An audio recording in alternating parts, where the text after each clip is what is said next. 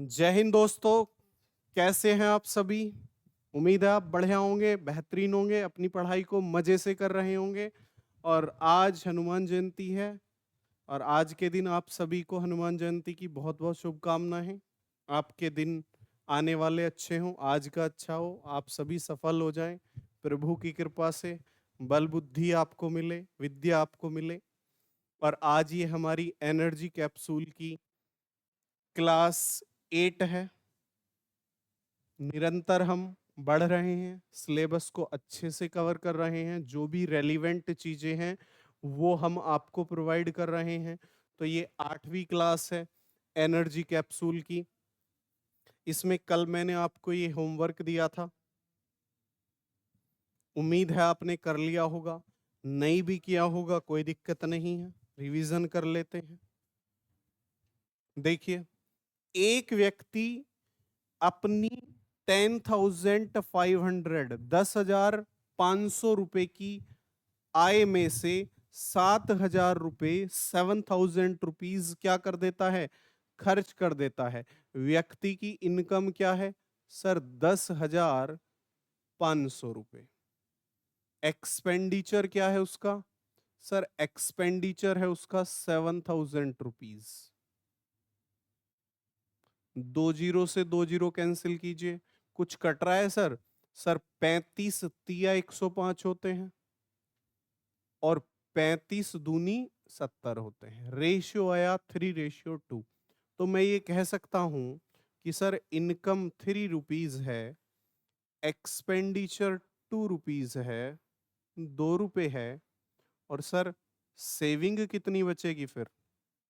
Sir saving बचेगी 1 rupees. अगर मुझे कैलकुलेशन अच्छे से करनी है और आप जानते हैं रेशियो है, तो आप इसको 300 कर लीजिए, इसको 200 कर लीजिए। और ये क्या सेविंग बची सर? 100। आगे पढ़ते हैं जी। कह रहा है यदि उसकी आय और उसके खर्च में क्रम से 13% और 9% की वृद्धि होती है, इंक्रीज होता है। सर इनकम को 13% इंक्रीज कीजिए। सर परसेंटेज से 2 जीरो कैंसिल, 13,39 रुपए इनकम इंक्रीज हो गई। एक्सपेंडिचर भी इंक्रीज हुआ, कितना? 9%। परसेंट से 2 जीरो कैंसिल, 9 दूनी 18। तो सेविंग भी कितना इंक्रीज हो जाएगी सर? 9 में से 8 1, 3 में से 1 2। और 100 पर कोई वैल्यू क्या कहलाती है सर? परसेंटेज कहलाती है।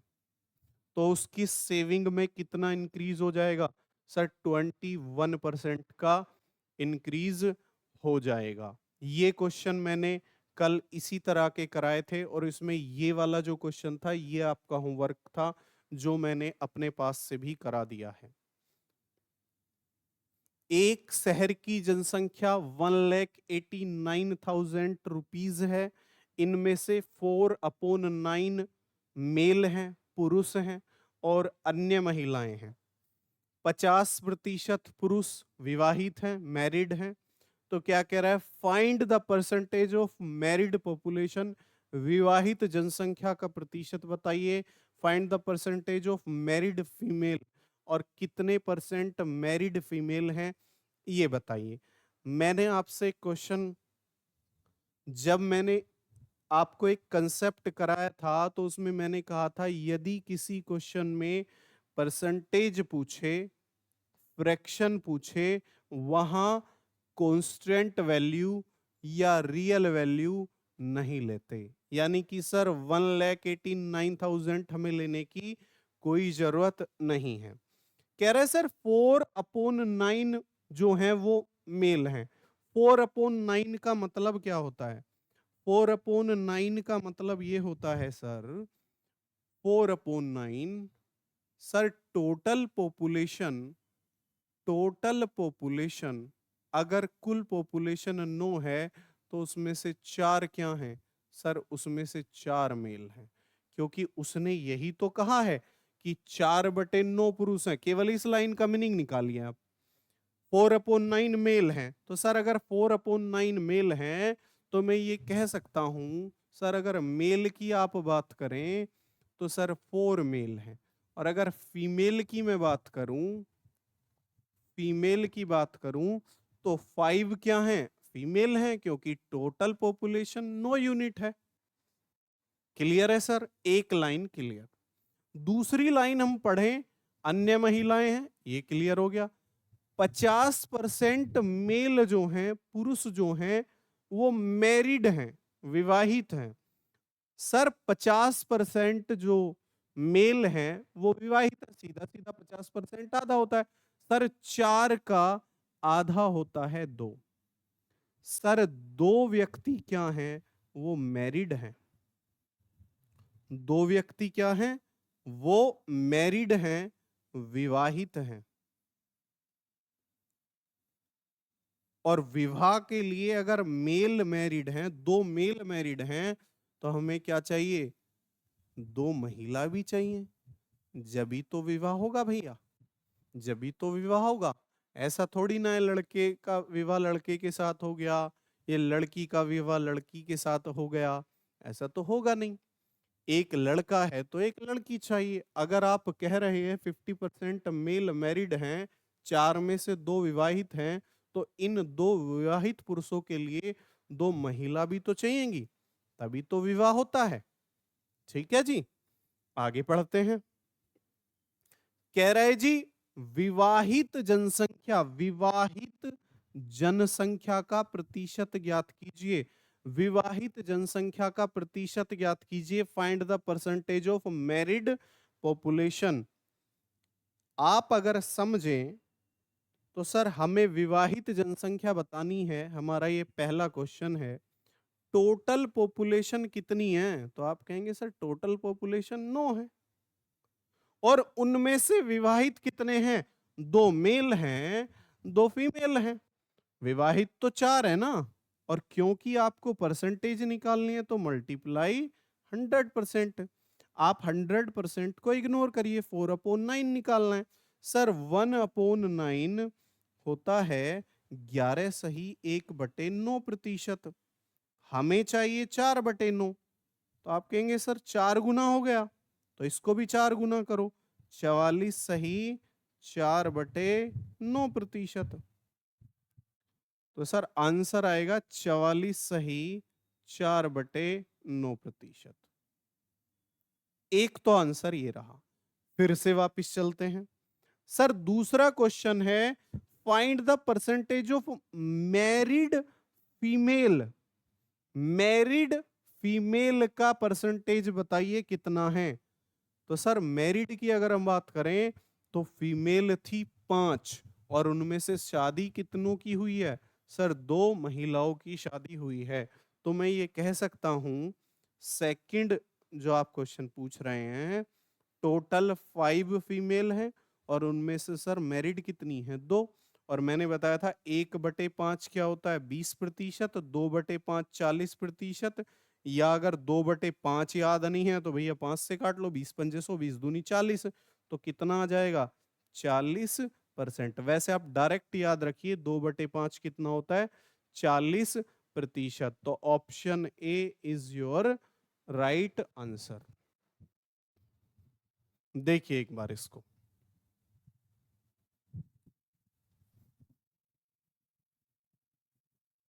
चलिए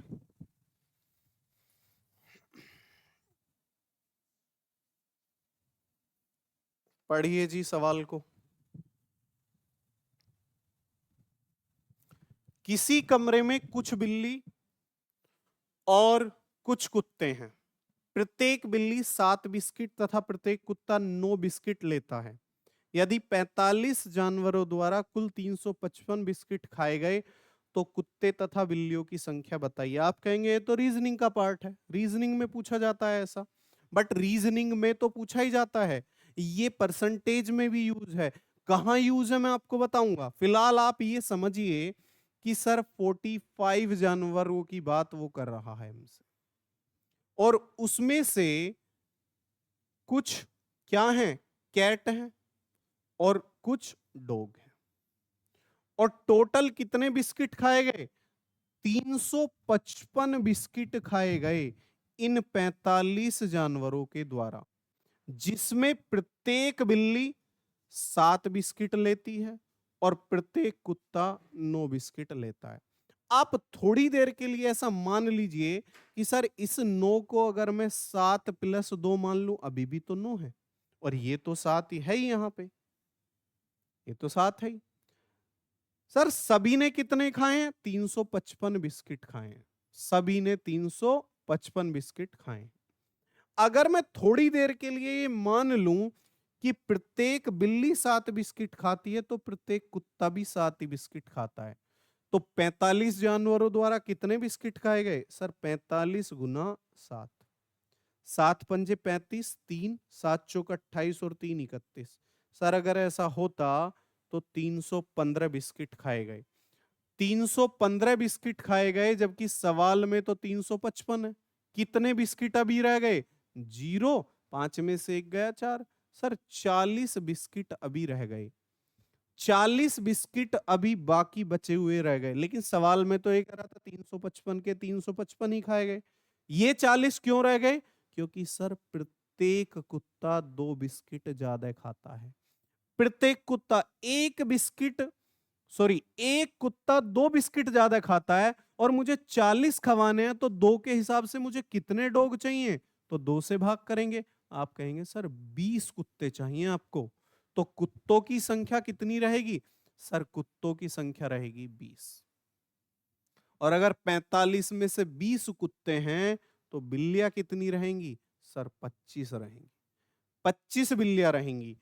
तो बिल्ली कितनी? 25, कुत्ते कितने? 20। Option B is your right answer. एक तरीका तो ये इसका है, और अगर आप चाहते हैं इसका एक दूसरा तरीका भी मैं एक्सप्लेन करूं, तो कोई दिक्कत नहीं है, करेंगे जी। देखो दूसरा तरीका। दूसरा तरीका क्या कहता है? वापिस आते हैं। सर 45 जानवर हैं, और 45 जानवरों में कौन कौन है? बिल्ली हैं और कुत्ते हैं। बिल्ली हैं, कुत्ते हैं। प्रत्येक बिल्ली 9 बिस्किट लेती है, प्रत्येक बिल्ली 7 बिस्किट लेती है, प्रत्येक कुत्ता 9 बिस्किट लेता है। अगर मैं थोड़ी देर के लिए आपसे ये मान लूं कि 7 को मैं 9 - 2 ले लूं, अभी भी तो ये 7 है। क्या दिक्कत है? अभी भी 7 है, और सर यहां पे 9 का 9 ही रहा। और जब ये सिचुएशन थी, तो कितने बिस्किट खाए जा रहे थे? 355। मैं थोड़ी देर के लिए आपसे ये कहना चाहता हूं कि कुत्ता तो 9 बिस्किट खा ही रहा है, मान लो बिल्ली भी 9 ही बिस्किट खाए, तब तो आप कहेंगे सर 45 जानवर हैं, और प्रत्येक जानवर 9 के हिसाब से खाएगा। 9 पंजे 45, 4 9 चौक 36 और 4 40, 405 बिस्किट खाए जाएंगे। अगर 405 बिस्किट खाए जाएंगे, तो भैया घटाओ इन्हें।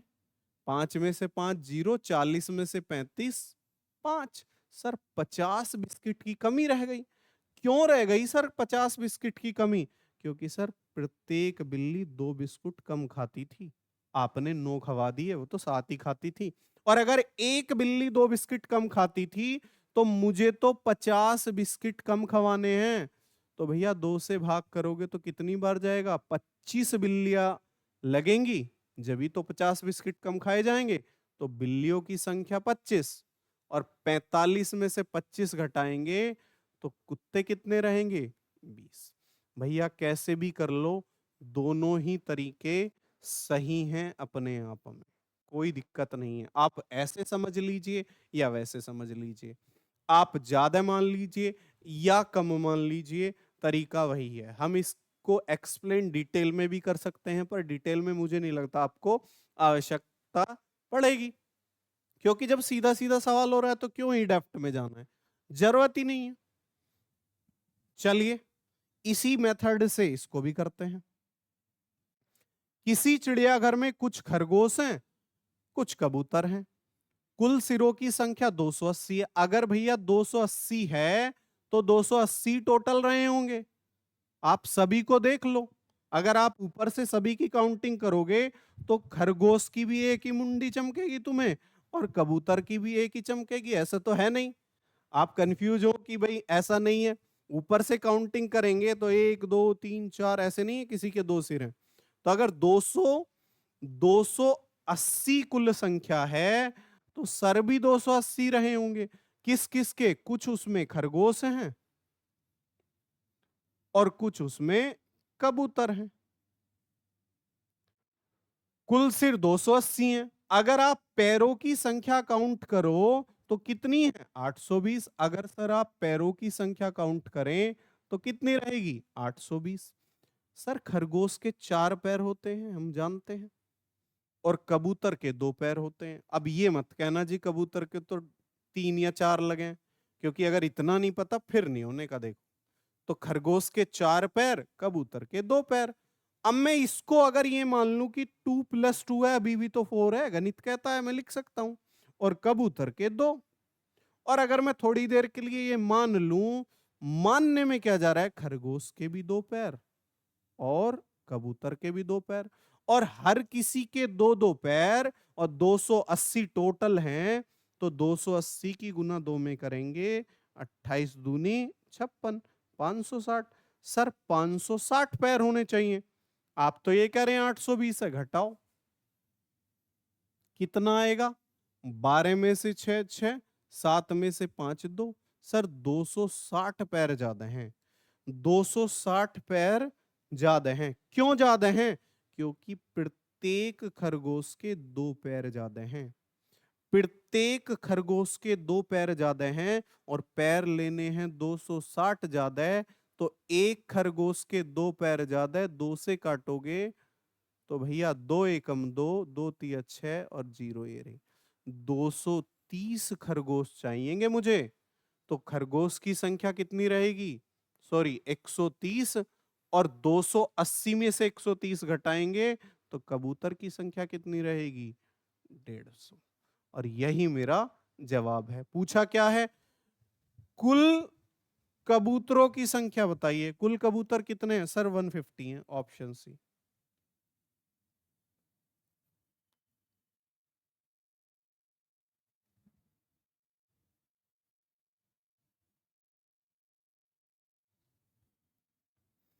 किसी शहर की जनसंख्या 6000 है।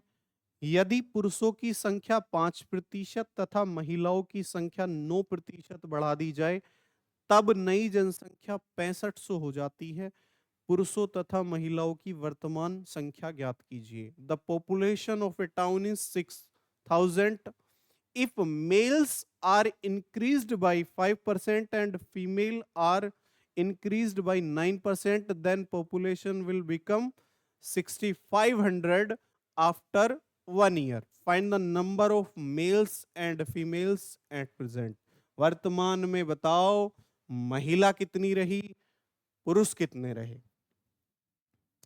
चलिए जी समझते हैं। सर शहर की जनसंख्या रही 6000, और ऐसा सवाल में कह रहा है कि 6000 के बाद, जनसंख्या 6000 के बाद 1 साल बाद जनसंख्या कितनी हो गई? 6500 हो गई, 6500 हो गई। इंक्रीमेंट कितने हुआ? सर 500 का इंक्रीमेंट हुआ। कब हुआ? जब सर, जब मेल में और फीमेल में क्रम से 5% और 9% का इंक्रीज्ड हुआ। थोड़ी देर के लिए ऐसा मान लो कि 9% का नहीं हुआ सर, 5% प्लस 4% का इंक्रीज हुआ। अभी भी तो 9% है।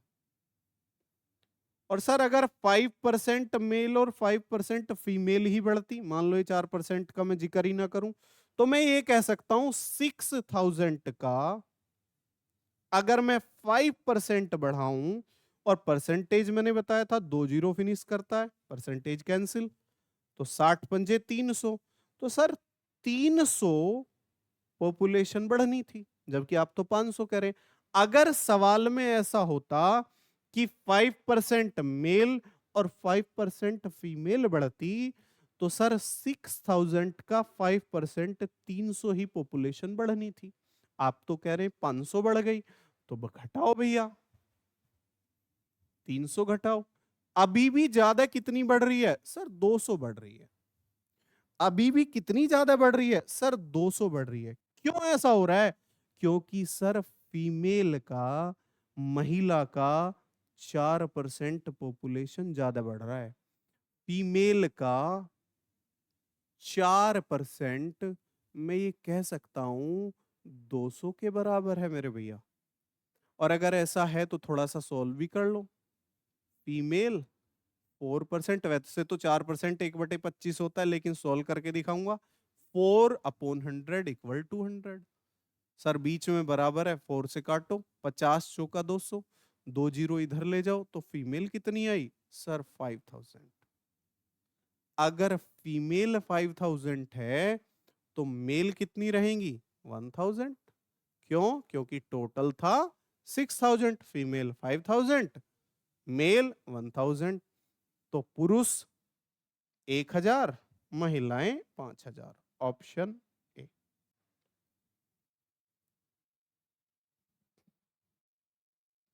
किसी शहर की जनसंख्या वर्तमान में 5000 है, पुरुषों की जनसंख्या 6% और महिलाओं की 14% इंक्रीमेंट हुआ, वृद्धि हुई। तब एक साल बाद शहर की जनसंख्या 5540 हो जाती है। कह रहा है पुरुषों की वर्तमान बताओ, प्रेजेंट में मेल कितने थे? देखिए पॉपुलेशन क्या थी टाउन की? 5000। कुछ मेल इंक्रीमेंट हुआ, कुछ फीमेल का हुआ, और जनसंख्या बढ़कर हो गई 5540। यानी कि सर 540 बढ़ी।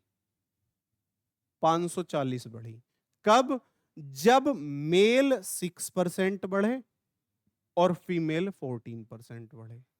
आप बुरा ना मानो तो इसे 6% प्लस 8% लिख लूं, ऐसा लिख सकते हैं। और ये 6% है। अगर ऐसा होता कि दोनों ही 6% बढ़ते तो सर 5000 का आप निकाल दीजिए 6%, और परसेंटेज से 2 जीरो कैंसिल, 50 छिक्का 300। सर 300 बढ़ती अगर ऐसा होता तो 300 बढ़ती, लेकिन बढ़ी 540। अभी भी ज्यादा कितनी है? 240। अभी भी ज्यादा कितनी है? 240। और अभी भी ज्यादा अगर 240 है, वो क्यों है? क्योंकि सर फीमेल 8% ज्यादा बढ़े, तो मैं ये कह सकता हूं फीमेल का 8% रिप्रेजेंट कर रहा है 240 को। थोड़ा सा और सोल्व कर लो। 8% हटाओ नीचे 100 इक्वल टू 240, 240। सर 8 दिया 24, पीछे जीरो ये रही, 2 जीरो इधर ले जाओ, तो फीमेल कितनी? 3000। और सर अगर फीमेल 3000 हैं तो मेल कितने मेरे भैया? 2000। तो वर्तमान में पुरुषों की संख्या कितनी थी?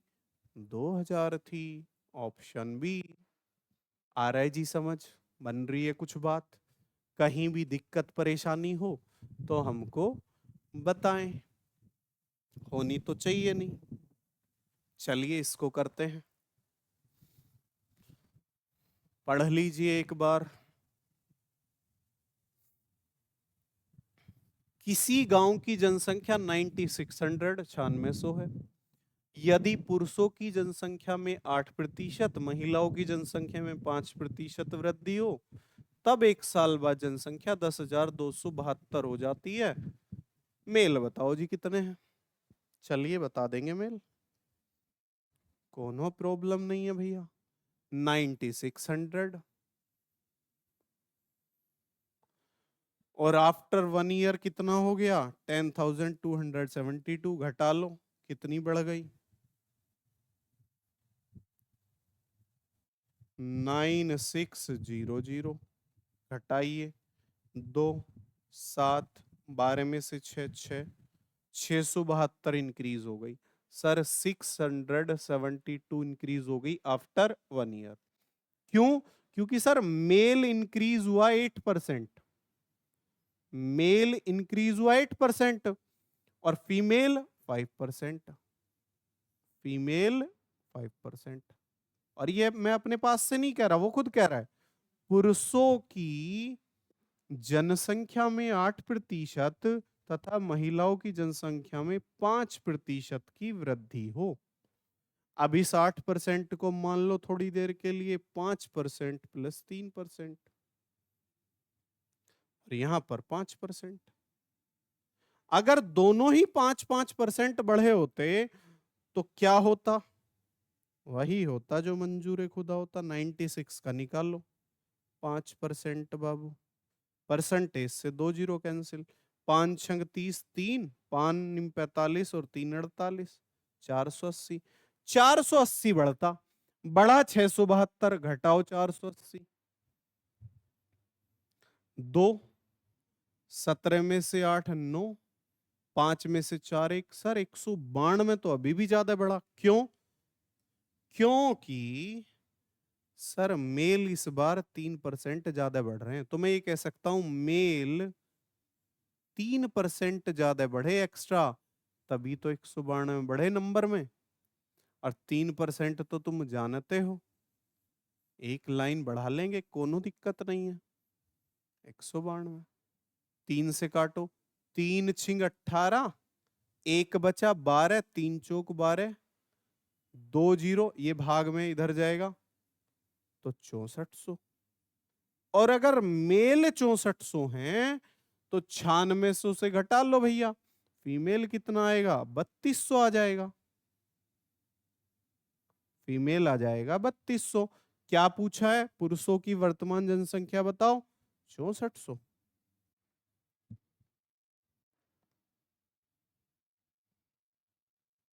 ठीक है जी, कोई दिक्कत परेशानी नहीं होगी ऐसा हमको लगता है। पढ़िए एक बार, बिल्कुल ऐसा फील होना चाहिए जैसे आप ऑफलाइन में पढ़ रहे हैं। आराम से करिए, कोई जल्दबाजी नहीं है। जिनको जल्दी थी वो जा चुके, अब नहीं आने वाले लौट के। ठीक है, जल्दी नहीं करनी है। एक मजदूर एक सप्ताह में इन अ वीक 60 घंटे काम करता है, 60 आवर्स काम करता है, 2400 रुपए प्राप्त करता है। एक मजदूर 60 घंटे काम करता है, 2400 रुपए उसको मिलते हैं। यदि उसका प्रति घंटे वेतन 40% बढ़ जाता है तथा कार्य करने का समय 16 सही 2/3% कम हो जाता है, तो आय में प्रतिशत परिवर्तन ज्ञात कीजिए। आप हमेशा एक बात ध्यान रखना, यदि आपकी कोई सैलरी इंप्रूव करेगा, बढ़ाएगा, आपको प्रमोशन देगा या आपकी सैलरी में कहीं ना कहीं इंक्रीमेंट करेगा, तो वो टाइम में टाइम को डिक्रीज करेगा। सैलरी बढ़ाएगा, सैलरी अप, टाइम डाउन। ठीक है ना? क्योंकि वो चाहता है काम जल्दी हो, वो चाहता है क्या? काम जल्दी हो, इसलिए पैसा ज्यादा दे रहा है। ऑन एन एवरेज वहीं आ जाता है। कभी आप खुश हो तो खुश मत हो ना, क्योंकि इस सिचुएशन में आपको सेम ही पैसे मिल रहे हैं। क्यों? क्योंकि सर उसने क्या करा, 40% वेतन तो बढ़ा दिया, लेकिन टाइम भी तो कम कर दिया, 16 से ही 2/3। तो इतना कोई ज्यादा फर्क नहीं आएगा। देखिए 3 चीजें होती हैं। एक तो हमें यह देखना होगा कि उसको पर आवर कितनी सैलरी मिलती है, पर आवर, प्रति घंटे, प्रति घंटे वो कितना कमाता है, एक तो हमें ये देखना होगा। ठीक है, एक हमें कहीं ना कहीं टाइम देखना होगा, समय देखना होगा, और जो उसका रिवेन्यू है या उसकी मेहनताना है या उसकी इनकम कह देता हूं, उसकी इनकम कह देता हूं, आय कह देता हूं, वेतन कह देता हूं, सैलरी कह देता हूं, जो भी आप कहें, जो उसकी अर्निंग है वो है। सर बताया क्या गया? 60 घंटे काम करता है, 60 आवर्स वो काम करता है। चलिए जी करवाते हैं। 60 घंटे काम किया, 60 घंटे काम किया, H4R, और कितनी मजदूरी मिली? 2400 रुपए। 2400 रुपए मिले। अगर 60 घंटे के 2400 मिले तो 6 चौक 24 यानी कि 40 रुपए पर आवर मिले। 40 रुपए प्रति घंटे अगर वो कमाएगा तो 60 घंटे में उसको पैसे कितने मिल जाएंगे? 2400 रुपए मिल जाएंगे। अब कंपनी का मालिक आया और उसने कहा कि देखो आपके लिए खुशखबरी है। क्या है? आपका प्रति घंटे वेतन मैंने 40% बढ़ा दिया है। 40% बढ़ा दिया प्रति घंटे वेतन। उसका प्रति घंटे वेतन कितना बढ़ जाता है? 40%। तो प्रतिशत से 2 जीरो कैंसिल, 1 जीरो ये रही, 1 जीरो ये रही, यानी कि सर रुपीज में तो 16 बढ़ गए। अगर 16 बढ़ गए तो अब उसे 40 की जगह 16 और जोड़ दो, 56 रुपए पर आवर मिलेंगे। ऐसा कंपनी के मालिक ने अनाउंस किया। लेकिन साथ के साथ एक बात और भी बोली। क्या? कि सर जो टाइम है ना कार्य करने का आपका, वो 16:2/3% कम हो जाएगा। ये जो टाइम आप ले रहे हैं ना काम करने का, इसमें डिक्रीज हो जाएगा 16 सही 2/3%। और ये होता है 1/6। अगर आप 60 का 1/6 निकालेंगे, चलिए निकाल देता हूं। 6 से काटो 10, सर 10 घंटे कम हो गए। यानी कि अब आपको काम करने के लिए केवल और केवल 50 घंटे हैं। 50 घंटे हैं, करो गुना, कितनी मजदूरी मिलेगी अब? 5 छंग 30, 3 5 पंजे 25 और 3 28 और जीरो ये रही। यानी कि जहां उसको 2400 रुपए पहले मिलते थे, अब कितने मिलने लगे हैं? 2800 रुपए। कितनी बढ़ोतरी हो गई? कितना इंक्रीमेंट हो गया सर? 400। तो 400 रुपए अब उसको ज्यादा मिलने लगे। किस पर? 2400 रुपए पर। और मुझे निकालना है 100%। मारो गोली, 100% क्यों? जीरो से जीरो फिनिश। 4 एकम 4, 4 छिक्का 24 और 1/6 क्या होता है? 16 सही 2/3%। तो उसकी इनकम में कितने प्रतिशत का परिवर्तन आएगा? 16 सही 2/3% का परिवर्तन आएगा। एक तरीका तो इस सवाल को करने का ये है जो मैंने आपको एक्सप्लेन किया है, लेकिन साथ के साथ आप इस सवाल में एक बात और भी देख रहे होंगे कि सर आपने एक बात हमें बताई थी कि यदि क्वेश्चन में परसेंटेज पूछे, फ्रैक्शन पूछे या रेशियो पूछे तो रियल वैल्यू नहीं लेनी, कांस्टेंट वैल्यू छोड़ देते हैं, इग्नोर कर देते हैं। आपने तो ली है, 60 घंटे भी लिया है, 2400 भी लिया है। एक जगह तो आप ले नहीं रहे हैं, एक जगह आप ले रहे हैं। ऐसा तो नहीं हो सकता। तो आप बिल्कुल ठीक कह रहे हैं, ऐसा नहीं हो सकता, लेकिन मैंने इसे टिक टू टिक तरीके से कराया है। बिल्कुल नहीं इसकी जरूरत। क्यों जरूरत नहीं? चलिए समझाता हूं इस बात को। देखिए सर, हमें ये वैल्यू इग्नोर करनी है, हमें बिल्कुल आवश्यकता नहीं है रियल वैल्यू की या कांस्टेंट वैल्यू की। हमारा तो काम इससे चल जाएगा। प्रति घंटे कितना बढ़ गया वेतन? 40%। सर 40% की फ्रैक्शन यहां लिखता हूं और मुझे उम्मीद है आपको याद होगा। 40% होता है जी 2/5। अगर पहले उसे 5 रुपए मिल रहे थे तो अब 2 रुपए ज्यादा बढ़ के मिलेंगे। अगर पहले उसको 5 रुपीज पर आवर मिल रहे थे तो अब उसको 2 रुपए ज्यादा बढ़ के मिलेंगे भैया। 7 रुपए प्रति घंटा हो गया क्या उसका? पर आवर की सैलरी, पर आवर का वेतन। और टाइम 16:2/3% कम हो गया और ये फ्रैक्शन होती है 1/6। यानी कि जहां ओरिजिनल उसको 6 घंटे लग रहे थे, अब कंपनी ने कहा 1 घंटा कम लो। जहां आप 6 घंटे ले रहे हो, 6 मत लो, 1 घंटा कम लो, 5 घंटे लो। तो अर्निंग पे क्या इंपैक्ट पड़ेगा? सर 6 घंटे 5 रुपए घंटे के हिसाब से 30 रुपए अर्निंग थी पहले। अब क्या हो गया? अब 5 घंटे हो गए लेकिन अर्निंग हो गई 7 रुपए पर आवर। तो 7 पंजे 35 रुपए। कितना इंप्रूवमेंट हुआ? सर इंप्रूवमेंट हो गया 5 रुपए का। 5 रुपए का इंक्रीमेंट हुआ किस पर? 30 रुपए पर। गुना 100%। तो 5 1 जा 5 और 5 6 जा 30, 1/6, 16:2/3%। ना मैंने 60 घंटे लिए हैं, ना मैंने 2400 रुपए लिए हैं। ठीक है, क्योंकि परसेंटेज तो यही कहता है, रियल वैल्यू इग्नोर कर देते हैं भैया। चीनी का दाम 16 सही 2/3% बढ़ जाता है तथा परिवार की खपत, जो आपके परिवार में, जैसे आप चीनी ले जाते हैं तो आप चाय में डालते हैं, दूध में डालते हैं, या हलवा बनाएंगे उसमें डालते हैं, तो उसको बोलते हैं खपत, कंजप्शन बोलते हैं उसको। खपत, कंजप्शन, जो खप जाती है। ठीक है, खपत 20% कम हो जाती है, तो कुल खर्च में प्रतिशत परिवर्तन बताइए। आप खुद को एज्यूम कर लीजिए कि वो व्यक्ति आप हैं और आप अपने घर के लिए डेली क्या ले जाते हैं, चीनी ले जाते हैं। और चीनी में क्या होता है भैया, एक तो प्राइस होता है, कीमत होती है, कीमत, जिस कीमत पे चीनी आप यूज कर रहे हैं। उसके बाद आपको यह भी देखना है कि कितना कंजप्शन है आपके परिवार का, खपत कितनी लगती है आपके परिवार में। और उसके बाद तुम्हें यह भी देखना है कि एक्सपेंडिचर कितना है, खर्च कितना हो गया पैसा आपका। तो चलिए जी समझते हैं।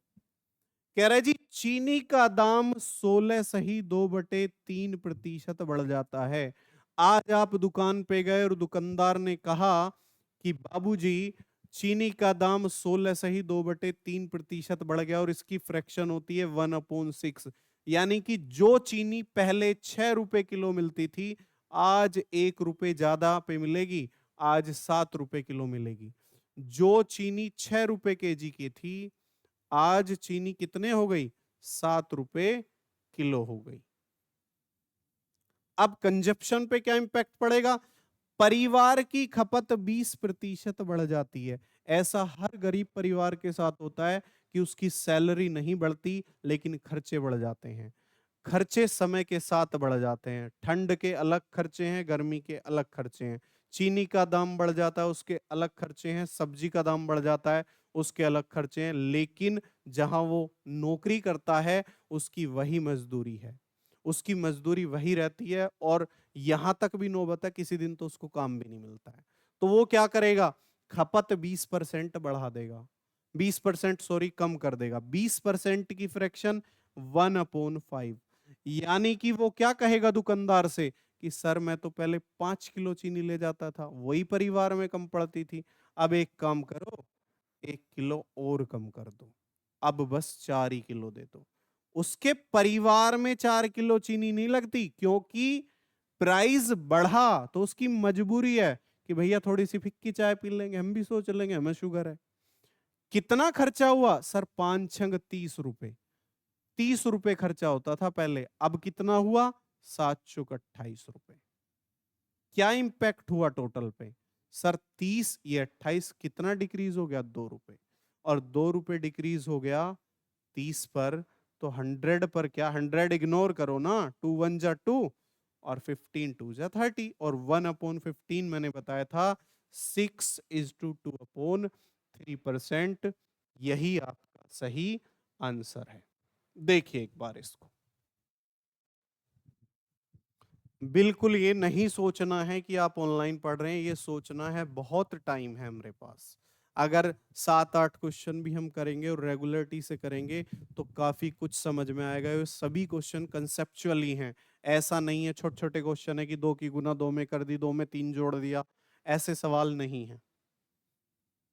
सिनेमा हॉल की टिकट की बिक्री 57 सही 1/7% बढ़ जाती है तथा मूल्य 16 से ही 2/3% बढ़ जाता है। कुल आमदनी बताइए क्या हुई। देखिए, एक तो प्राइस है, कीमत, एक तो कीमत है, कीमत बढ़ी, ठीक है जी। और फिर सेल, आपको यह भी देखना है सेल पे क्या इंपैक्ट हुआ।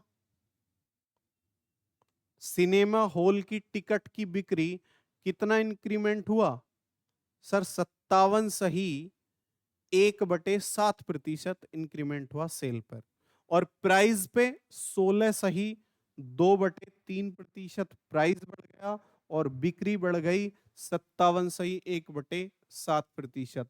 सिनेमा की अगर हम बात करें तो सिनेमा में अक्सर आप देखेंगे जब कोई मूवी रिलीज से पहले उसका ट्रेलर लॉन्च होता है और ट्रेलर बता देता है फिल्म किस हालात पे जाने वाली है, और अगर उसका ट्रेलर बहुत अच्छा है तो जो सिनेमा हॉल वाले हैं वो पहले ही माहौल एटमॉस्फेयर को भाप लेते हैं, और उससे क्या इम्पैक्ट होता है, वो क्या करते हैं, अरे सेल बहुत बढ़िया हो रही है, और अगर सेल बढ़िया हो रही है तो आप क्या करो, आप कीमत भी बढ़ा दो। क्यों? क्योंकि अगर हमारे पास बैठाने के लिए ही 20 हैं और हमारे पास ऑफर 50 को बैठाने के आ रहे हैं तो हम तो ऑटोमेटिक प्राइस बढ़ाएंगे। क्यों? क्योंकि जो ज्यादा पैसे देगा वही बैठ ले, हमें तो वैसे भी 30 नहीं बैठाने हैं। तो ऐसा ही इस सिचुएशन में हो रहा है। प्राइस कितना बढ़ा? 16 सही 2/3%, और इसकी फ्रैक्शन होती है 1/6। जो टिकट पहले 6 रुपए का मिला करता था अब वो 7 रुपीज का मिल रहा है। सर सेल क्या हुआ? 57 सही 1/7%, और इसकी फ्रैक्शन मैंने बताई थी 4/7। पहले अगर 7 टिकट बिक रहे थे तो अब 4 ज्यादा बिक रहे हैं, अब 4 ज्यादा बिक रहे हैं। कितने हो गए? अब सर 11 बिक रहे हैं। तो रेवेन्यू क्या हुआ? आमदनी में क्या इंप्लीमेंट हुआ? रिवेन्यू पे क्या असर पड़ा? ये देखिए, रेवेन्यू की अगर बात करें, 7 टिकट बिके 6 रुपए के हिसाब से, तो पहले 42 रुपीज की इनकम होती थी। अब आपने टिकट ज्यादा बेचने शुरू कर दिए, 4 ज्यादा हो गए, और आपने प्राइस भी बढ़ा दिया, तो कितना होगा? 11 सत्ते 77 रुपए। कितना इंक्रीमेंट हुआ? 7 में से 2 5 3 35 रुपए ज्यादा की इनकम हुई। तो 35 रुपए ज्यादा की इनकम किस पर? 42 रुपीज पर। मल्टीप्लाई 100%। सर 7 से काट लो, 7 पंजे 35, 7 छिंग 42, 5/6। 5/6 की फ्रैक्शन बताइए क्या रहेगी? सर 1/6 आपने बताया था, अगर आपको याद हो तो 1/6 हमने बताया था 16 सही 2/3% होता है।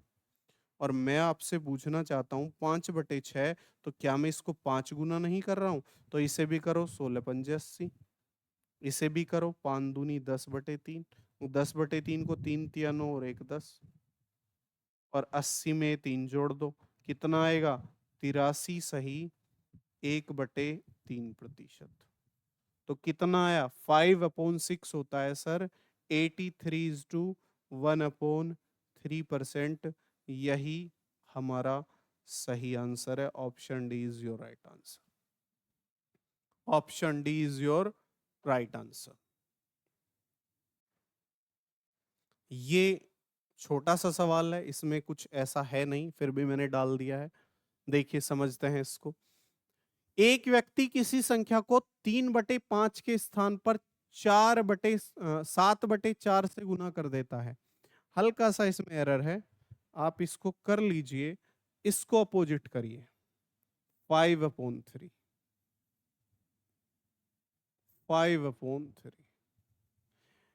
एक व्यक्ति किसी संख्या को 5/3 के स्थान पर, सॉरी 3/5 के स्थान पर 5/3 से गुना कर देता है, तब परसेंटेज चेंज बताइए, क्या इंपैक्ट हुआ?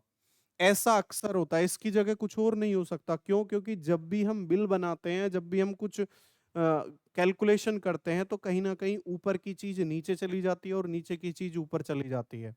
तो एक व्यक्ति को 3/5 से गुना करना था।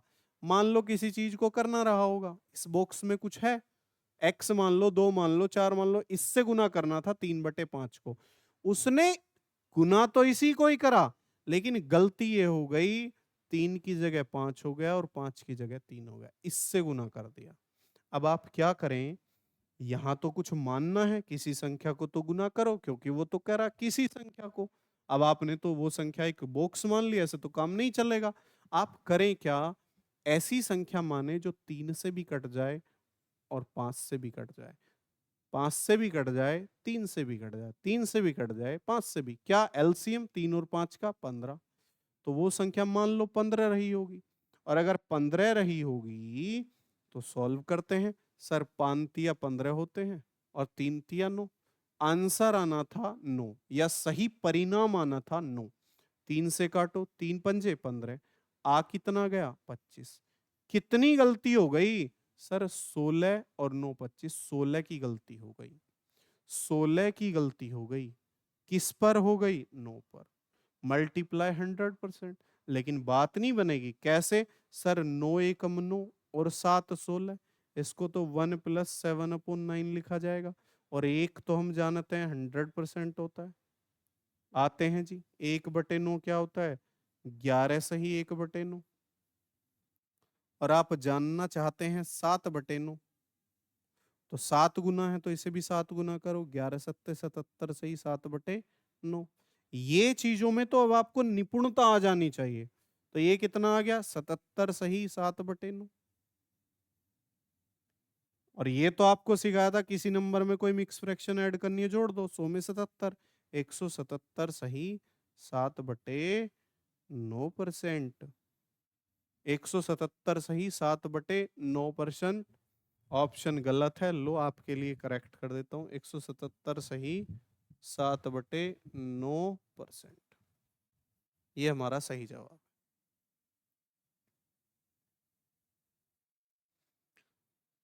ये आपके लिए रहेगा होमवर्क, इसको करेंगे आप। कुछ तो करो बाबू आप भी। ठीक है, ये देखो इसमें सही है। ठीक है, इसमें सही है, ये होमवर्क रहेगा आपके लिए।